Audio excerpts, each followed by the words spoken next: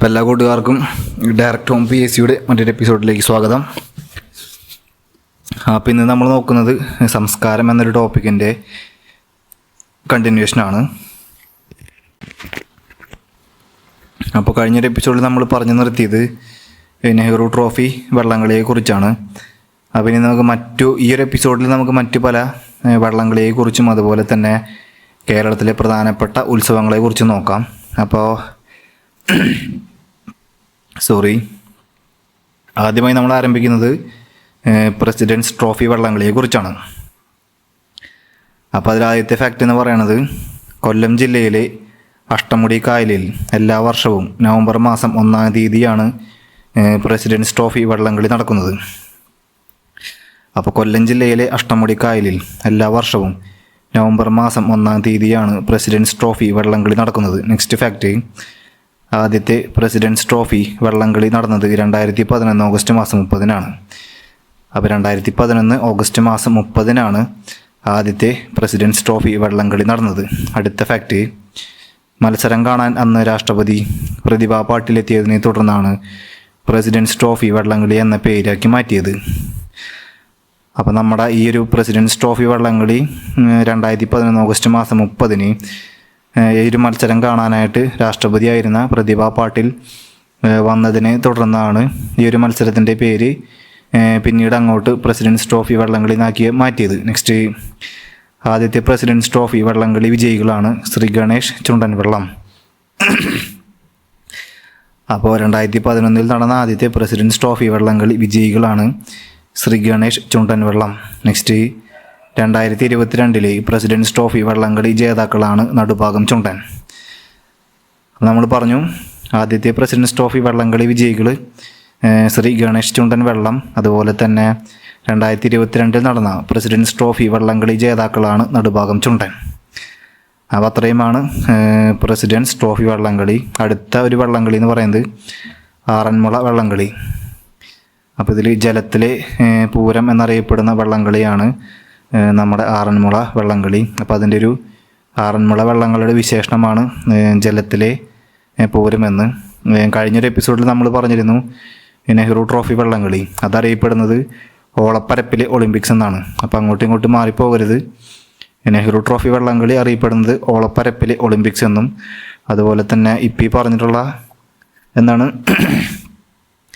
ആറന്മുള വള്ളംകളി അറിയപ്പെടുന്നതാണ് ജലത്തിലെ പൂരമെന്ന്. നെക്സ്റ്റ്, കാലപ്പഴക്കം, പാരമ്പര്യം, ആധ്യാത്മികമായ പശ്ചാത്തലം എന്നിവ കൊണ്ട് കേരളത്തിലെ മറ്റ് വള്ളംകളിയിൽ നിന്നും വ്യത്യസ്തമാണ് ആറന്മുള ഉത്രട്ടാതി വള്ളംകളി. അപ്പോൾ എന്താണ് കാലപ്പഴക്കം, പാരമ്പര്യം, ആധ്യാത്മികമായ പശ്ചാത്തലം എന്നിവ കൊണ്ട് കേരളത്തിലെ മറ്റ് വള്ളംകളിയിൽ നിന്നും വ്യത്യസ്തമാണ് ആറന്മുള ഉത്രട്ടാതി വള്ളംകളി. അതുപോലെ തന്നെ ചിങ്ങമാസത്തിലെ തിരുവോണം കഴിഞ്ഞുള്ള ഉത്രട്ടാതി നാളിലാണ് ആറന്മുള വള്ളംകളി നടക്കുന്നത്. എന്താണ് ചിങ്ങമാസത്തിലെ തിരുവോണം കഴിഞ്ഞുള്ള ഉത്രട്ടാതി നാളിലാണ് നമ്മുടെ ആറന്മുള വള്ളംകളി നടക്കുന്നത്. നെക്സ്റ്റ്, പത്തനംതിട്ട ജില്ലയിലെ ആറന്മുള പാർത്ഥസാരഥി ക്ഷേത്രത്തിലെ പ്രതിഷ്ഠാ ദിനവുമായി ബന്ധപ്പെട്ട വള്ളംകളി മത്സരമാണിത്. ആ ഫാക്റ്റ് ഒന്ന് മനസ്സിലാക്കി വെച്ചോളൂ, ഇമ്പോർട്ടൻ്റ് ആണ്.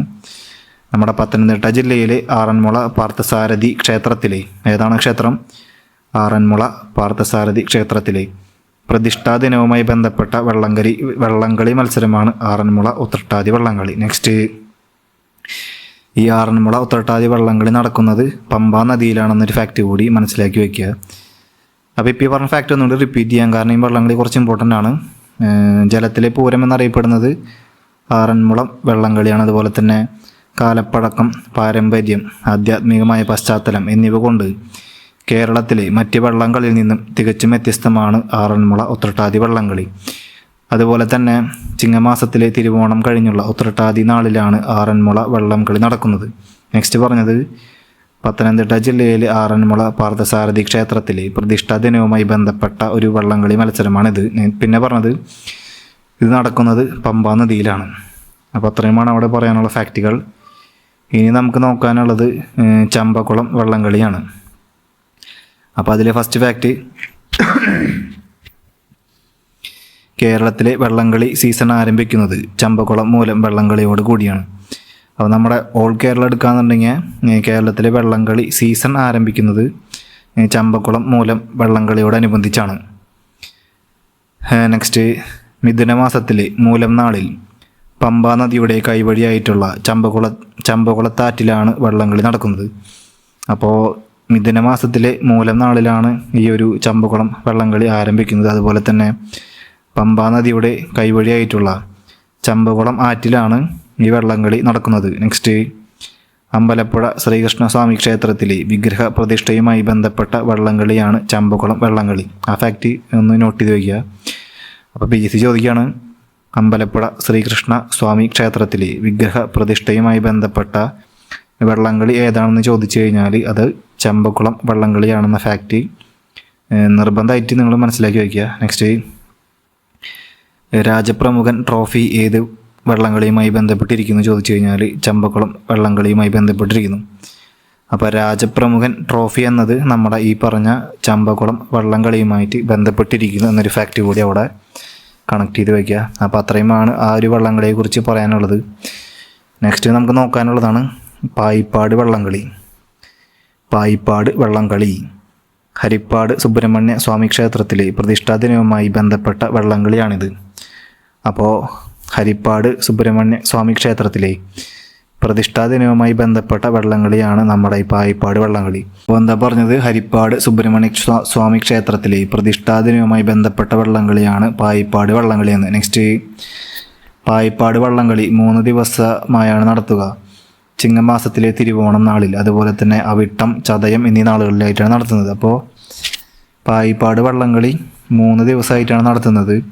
നമ്മുടെ ചിങ്ങമാസത്തിലെ തിരുവോണം, അതുപോലെ തന്നെ അവിട്ടം, ചതയം എന്നീ നാളുകളിലാണ് പായിപ്പാട് വള്ളംകളി നടക്കുന്നത്. നെക്സ്റ്റ്, ഇതിൽ 3-ാം നാളാണ് വാശിയേറിയ ഫൈനൽ. അതായത് ചതയം ദിനത്തിലാണ്, അതായത് 3-ാം നാളാണ് പായിപ്പാട് വള്ളംകളിയുടെ ഫൈനൽ മത്സരം. നെക്സ്റ്റ്, ആലപ്പുഴ ജില്ലയിലെ വിയ്യപുരം പഞ്ചായത്തിലാണ് പായിപ്പാട്. അതുപോലെ തന്നെ അച്ഛൻ കോവിലാറിൻ്റെ പോഷക നദിയായിട്ടുള്ള പായിപ്പാട് നദിയാണിത്. അതുപോലെ തന്നെ ഈ ജലോത്സവത്തിൻ്റെ മത്സരവേദി എന്നും കൂടി മനസ്സിലാക്കി വയ്ക്കുക. അപ്പോൾ ആ ഫാക്റ്റ് ഒന്നുകൂടി റിപ്പീറ്റ് ചെയ്യാം. ആലപ്പുഴ ജില്ലയിലെ വിയ്യപുരം പഞ്ചായത്തിലാണ് പായിപ്പാട് എന്ന് പറയുന്നത്. അതുപോലെ തന്നെ അച്ഛൻ കോവിലാറിൻ്റെ പോഷക നദിയായ പായിപ്പാട് നദിയിലാണ് ഈ ജലോത്സവത്തിൻ്റെ മത്സരവേദി എന്നറിയപ്പെടുന്നത്. നെക്സ്റ്റ്, തിരുവിതാംകൂർ ദേവസ്വം ബോർഡിനാണ് പായിപ്പാട് ജലോത്സവത്തിൻ്റെ മുഖ്യ ചുമതല. അപ്പോൾ എന്താണ്, തിരുവിതാംകൂർ ദേവസ്വം ബോർഡിനാണ് പായിപ്പാട് ജലോത്സവത്തിൻ്റെ മുഖ്യ ചുമതല എന്നൊരു ഫാക്റ്റ് കൂടി അവിടെ മനസ്സിലാക്കി വയ്ക്കുക. അപ്പോൾ അത്രയുമാണ് പായിപ്പാട് വള്ളം കളിയെക്കുറിച്ച് പറയാനുള്ളത്. നെക്സ്റ്റ്, ശ്രീനാരായണ ജയന്തി വള്ളംകളി 1903 ശ്രീനാരായണ ഗുരു കുമരകം സന്ദർശിച്ചതിൻ്റെ ഓർമ്മയ്ക്കായിട്ട് സംഘടിപ്പിച്ച വള്ളംകളിയാണ് ശ്രീനാരായണ ജയന്തി വള്ളംകളി. ചിങ്ങമാസത്തിലെ ചതയം നാളിൽ കുമരകം കുറ്റത്തോട്ടിൽ എല്ലാ വർഷവും വള്ളംകളി നടക്കും. നെക്സ്റ്റ്, കുട്ടനാട്ടിലെ ഏറ്റവും പഴക്കം ചെന്ന ജലമേളയാണിത്, അല്ലെങ്കിൽ വള്ളംകളിയാണിത്. നെക്സ്റ്റ്, കുമരകം ജലോത്സവം എന്നും അറിയപ്പെടുന്നു. അപ്പോൾ നമുക്ക് ഈ ശ്രീനാരായണ ജയന്തി വള്ളംകളിയെക്കുറിച്ച് ഇത്ര നേരം പറഞ്ഞ ഫാക്റ്റുകൾ ഒന്ന് റിപ്പീറ്റ് ചെയ്യാം. 1903 ശ്രീനാരായണ ഗുരു കുമരകം സന്ദർശിച്ചതിൻ്റെ ഓർമ്മയ്ക്കായിട്ട് സംഘടിപ്പിച്ച വള്ളംകളിയാണിത്. 1903 എന്നൊരു വർഷം അവിടെ കണക്ട് ചെയ്ത് വയ്ക്കുക. നെക്സ്റ്റ്, ചിങ്ങമാസത്തിലെ ചതയം നാളിൽ കുമരകം കുറ്റത്തോട്ടിൽ എല്ലാ വർഷവും ഈ വള്ളംകളി നടക്കും. അപ്പോൾ ശ്രീനാരായണ ജയന്തി വള്ളംകളി നടക്കുന്ന എക്സാക്റ്റ് സ്ഥലമാണ് കുമരകത്തിലെ കുറ്റത്തോട്ടിൽ. നെക്സ്റ്റ്, കുട്ടനാട്ടിലെ പഴക്കം ചെന്ന ജലമേളയാണിത്.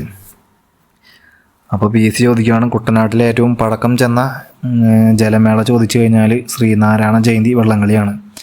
നെക്സ്റ്റ് നമ്മൾ പറഞ്ഞത്, ഈ ശ്രീനാരായണ ജയന്തി വള്ളംകളി അറിയപ്പെടുന്ന മറ്റൊരു പേരാണ് കുമരകം ജലോത്സവം എന്ന്.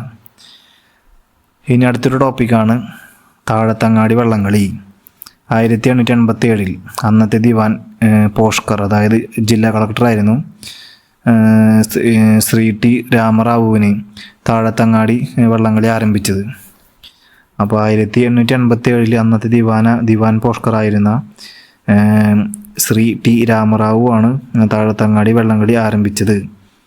അപ്പോൾ താഴത്തങ്ങാടി വള്ളംകളി ആരംഭിച്ച വർഷം ചോദിച്ചാൽ 1887. നെക്സ്റ്റ് ഒരു ഫാക്റ്റ്, കോട്ടയം ജില്ലയിലെ മീനച്ചൽ പുഴയാണ് ഈ വള്ളംകളിക്ക് വേദിയാകുന്നത്. എന്താണ്, കോട്ടയം ജില്ലയിലെ മീനച്ചൽ പുഴയാണ് ഈ വള്ളംകളിക്ക് വേദിയാകുന്നത്. മറ്റൊരു ഫാക്റ്റ്, കേരളത്തിലെ ജലമേളകളുടെ ചരിത്രത്തിൽ തന്നെ മത്സരാടിസ്ഥാനത്തിൽ ആദ്യമായി വള്ളംകളി നടന്നത് ഇവിടെയാണ്. എന്താണ്? കേരളത്തിലെ ജലമേളകളുടെ ചരിത്രത്തിൽ തന്നെ മത്സരാടിസ്ഥാനത്തിൽ ആദ്യമായി വള്ളംകളി നടന്നത് നമ്മുടെ ഈ താഴത്തങ്ങാടി വള്ളംകളിയിലാണ്. ഇനി വള്ളംകളിയെക്കുറിച്ചുള്ള മറ്റ് ചില ഫാക്റ്റുകൾ നോക്കാം. പ്രദേശ് ട്രോഫി വള്ളംകളി എന്നറിയപ്പെടുന്ന വള്ളംകളിയാണ് കരുവാറ്റ ജലോത്സവം. എന്താണ്? പ്രദേശ് ട്രോഫി വള്ളംകളി എന്നറിയപ്പെടുന്ന വള്ളംകളി മത്സരമാണ് കരുവാറ്റ ജലോത്സവം. നെക്സ്റ്റ്, തിരുവോണ നാളിൽ നടക്കുന്ന ഏക വള്ളംകളി മത്സരമാണ് നീരേറ്റുപുറം ജലോത്സവം.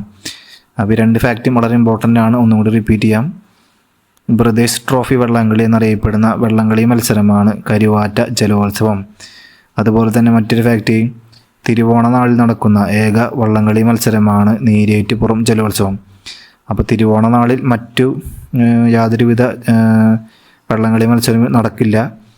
തിരുവോണ നാളിൽ നടക്കുന്ന ഏക വള്ളംകളി മത്സരം ചോദിച്ചു കഴിഞ്ഞാൽ നീരേറ്റുപുറം ജലോത്സവം. നെക്സ്റ്റ് കുറച്ച് ഫാക്റ്റുകൾ കൂടി നോക്കാം. മദർ തെരേസ വള്ളംകളി നടക്കുന്നത് അച്ചൻ കോവിലാറിലാണ്. എന്താണ്? മദർ തെരേസ വള്ളംകളി നടക്കുന്നത് എവിടെയാണെന്ന് ചോദിച്ചാൽ അച്ചൻ കോവിലർ നദിയിലാണ്. നെക്സ്റ്റ്, അയ്യങ്കാളി വള്ളംകളി നടക്കുന്നത് വെള്ളായണി കായലിലാണ്. അതുപോലെ തന്നെ ശ്രീനാരായണ ട്രോഫി വള്ളംകളി നടക്കുന്നത് കന്നേറ്റി കായലിലാണ്. പിന്നെ പറയാനുള്ളത്, രാജീവ് ഗാന്ധി വള്ളംകളി നടക്കുന്നത് പുളിക്കുന്ന് നദിയിലാണ്. അതുപോലെ തന്നെ ഇന്ദിരാഗാന്ധി വള്ളംകളി നടക്കുന്നത് കൊച്ചിയിലാണ്.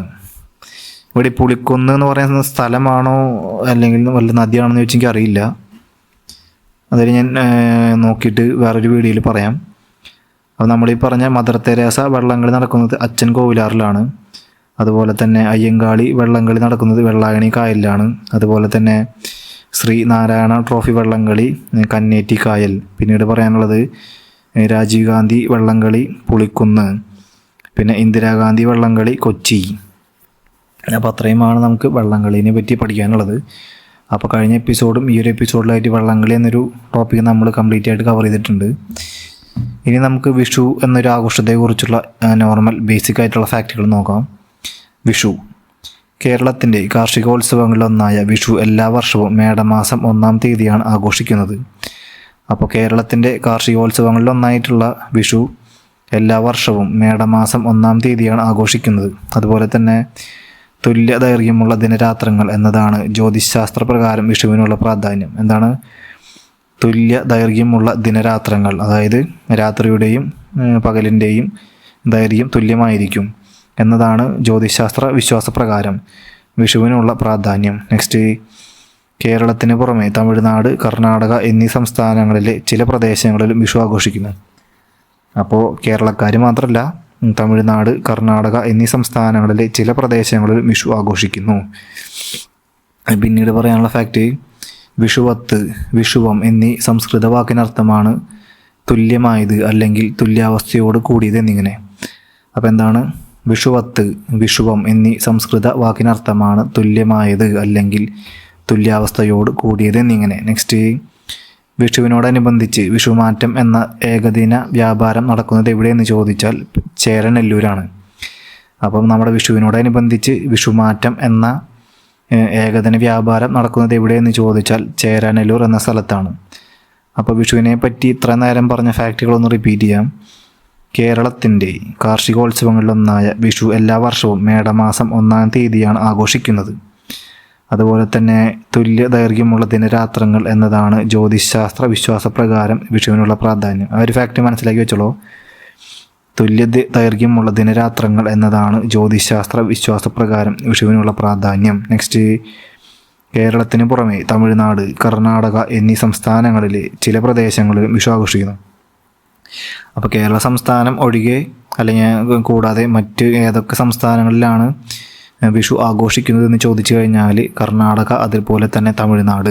നെക്സ്റ്റ് ഫാക്റ്റ്, വിഷുവത്ത് അതുപോലെ തന്നെ വിഷുവം എന്നീ സംസ്കൃത വാക്കിനർത്ഥമാണ് തുല്യമായത് അല്ലെങ്കിൽ തുല്യാവസ്ഥയോട് കൂടിയത് എന്ന് മനസ്സിലാക്കി വയ്ക്കുക. പിന്നെ പറയാനുള്ളത്, വിഷുവിനോടനുബന്ധിച്ച് വിഷുമാറ്റം എന്ന ഏകദിന വ്യാപാരം നടക്കുന്ന സ്ഥലമാണ് ചേരാനെല്ലൂർ. എന്താണ്? നമ്മുടെ വിഷുവിനോടനുബന്ധിച്ച് വിഷുമാറ്റം എന്ന ഏകദിന വ്യാപാരം നടക്കുന്ന സ്ഥലമാണ് ചേരാനെല്ലൂർ. അപ്പോൾ ഇത്രയുമാണ് നമുക്ക് ഇന്നത്തെ ഒരു എപ്പിസോഡിൽ പറയാനുള്ളത്. അപ്പോൾ നമ്മൾ ഇന്ന് പഠിച്ച ടോപ്പിക് എന്താണെന്നുണ്ടെങ്കിൽ പ്രസിഡൻസ് ട്രോഫി വള്ളംകളി, ആറന്മുള വള്ളംകളി, ചമ്പക്കുളം വള്ളംകളി, അതുപോലെ തന്നെ പായിപ്പാട് വള്ളംകളി, ശ്രീനാരായണ ജയന്തി വള്ളംകളി, താഴത്തങ്ങാടി വള്ളംകളി.